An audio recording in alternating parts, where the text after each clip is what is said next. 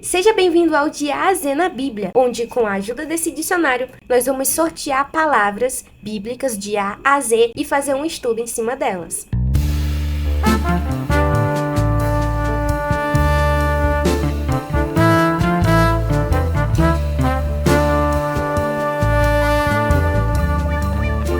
Como o alfabeto tem 26 letras, vão ser ao todo 26 episódios, começando pela letra A, que nós vamos estudar nesse vídeo. Mas qual palavra foi sorteada?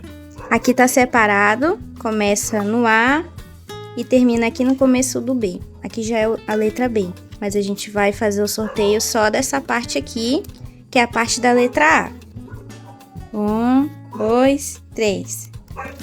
Vamos ver.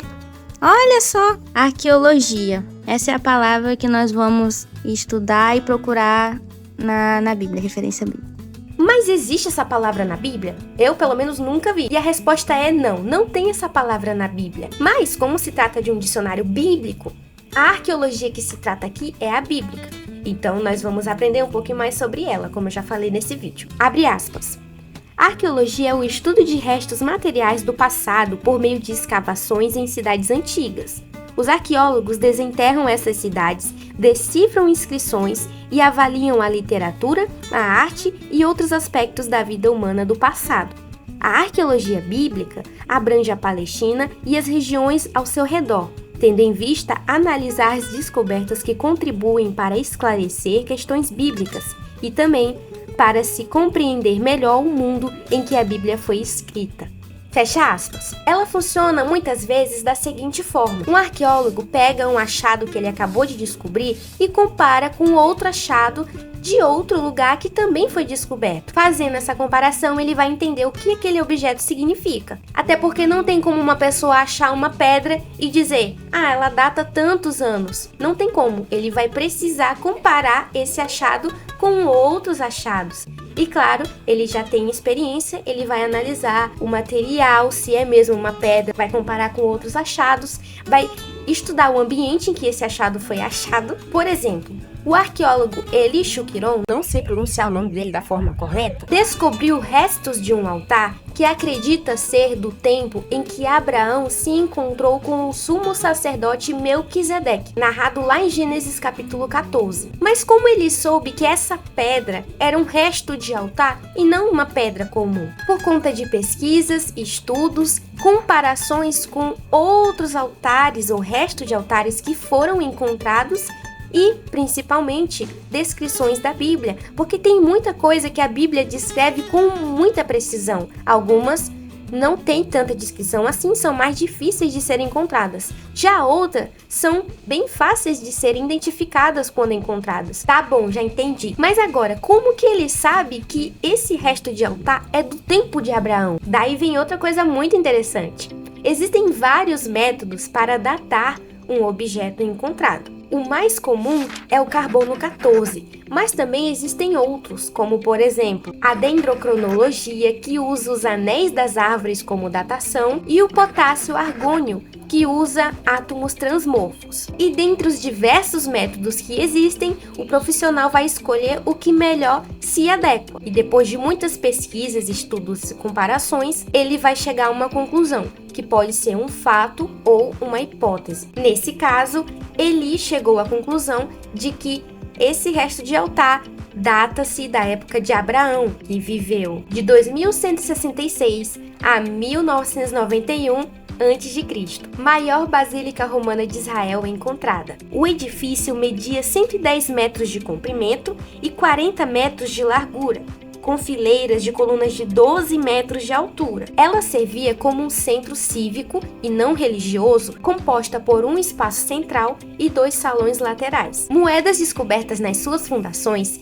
indicam que ela pertence à época de Herodes. Herodes foi o rei que, sabendo do nascimento de Jesus e que ele era chamado de rei dos judeus, perturbou-se e procurou o menino para o matar. Mas ele não teve sucesso. Com isso, ele mandou matar todos os meninos de 3 anos de idade para baixo, que era a faixa etária de Jesus naquele tempo. Estela de Tel Dan. Durante muito tempo, o rei Davi foi tido apenas como um mito nacional para fortalecer a identidade do povo judeu, já que ele foi um dos principais reis de Israel. Só que sabemos que ele de fato existiu porque a Bíblia fala, e a Bíblia é a palavra de Deus. Mas esse objeto aqui encontrado tem diminuído esse ceticismo. Uma pedra, provavelmente escrita por Hazael, rei da Síria, com dizeres comemorativos de vitória contra Israel, chamada de Estela de Davi. Ela faz menção a eventos históricos descritos na Bíblia,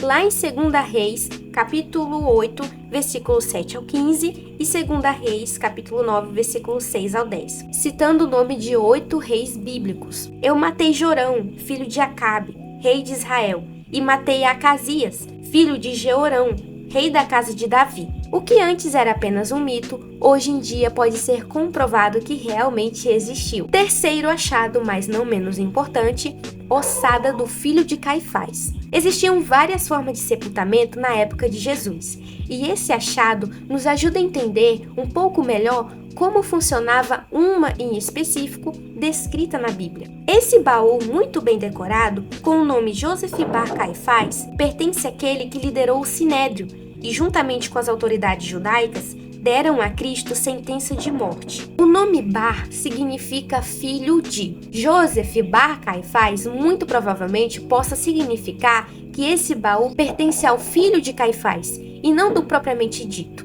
Mas de qualquer forma, ele comprova a existência de Caifás, e nos ajuda a entender uma forma de sepultamento do qual Jesus passou. O nosso Senhor, diferente de Caifás, morreu crucificado, mas o seu corpo foi recolhido e levado a uma caverna, sendo selada com uma enorme pedra pelo lado de fora. Nessa forma de sepultamento, o corpo ficava lá dentro por cerca de 1 ano, e depois, onde só se restavam os ossos, eles eram recolhidos e colocados num baú, que foi o que aconteceu com Caifás ou o seu filho. Entretanto, a ossada de Jesus não foi recolhida e colocada num baú, porque ao 3º dia ele ressuscitou. Onde está, ó morte, o teu aguilhão? Onde está, ó inferno, a tua vitória? Aleluia, ele ressuscitou. E esse foi o vídeo, espero que você tenha gostado e tenha entendido a respeito da arqueologia bíblica. E eu espero também que você tenha gostado desse desenho aqui que eu fiz com base nesse tema que a gente estudou. Eu coloquei aqui também alguns easter eggs. Se você encontrar algum deles, coloca aqui nos comentários porque eu quero muito saber. Eu fiz uma moça estudando arqueologia e ela tem bastante livros, bastante bíblias de estudo.